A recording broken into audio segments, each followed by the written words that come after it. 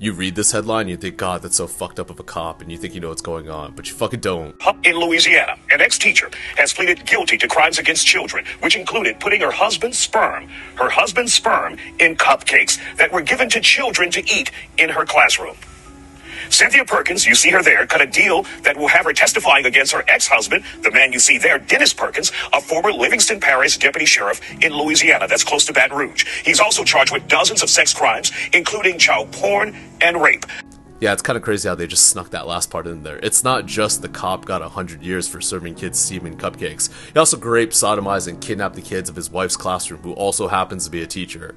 When these two individuals, a deputy in Livingston Parish and his teacher wife, who was a middle school teacher, got caught by Adobe. They were photoshopping things. Adobe turned them into authorities in Louisiana, which launched an investigation. Authorities with the Attorney General's office showed up at the couple's house. They found this safe full of hard drives, computers, thumb drives, things like that, and all of it was encrypted with a software called Keep My Data Safe. Most of you are probably data scientists or engineers, so you can't appreciate what the fuck just happened. So they had so much shit and they edited so much crap on the cloud that the AI that probably never seen kitty gold before was like, a lot of this shit doesn't really feel right. Let me flag it.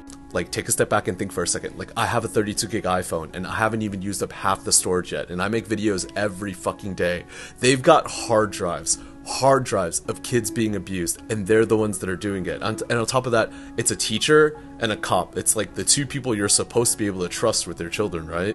And one important thing, they go out of their way to encrypt it, and it's not just sitting on a desktop somewhere. It's in a safe. Like, you're telling me they're not distributing. Now, what's the status in his case? Where does he stand, Dennis Perkins, the former deputy?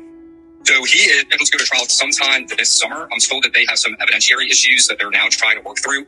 We had exposed not long ago that a couple of hard drives that were seized out of that safe in their house are now missing. So the million-dollar question is, where are those hard drives? Did the Attorney General's office misplace it? Did the Sheriff's office misplace it? And so if that is the case, that raises questions about what is the chain of custody for some of these other pieces of evidence that were collected. So it's a valid question that's probably going to be brought up before trial. The Attorney General's office says they don't have any missing hard drives, but there are 2 hard drives that were labeled and processed, taken in as evidence, that are now gone. Yeah, that's the story. It's not just like a teacher and a cop, you know, the 2 types of people that you teach your kids to trust. It's not the fact that they gave kids semen cupcakes or like coerced them and like kidnapped and raped and sodomized them and made kitty corn out of it. It's that after they got caught, their hard drives are missing. That's the fucking story.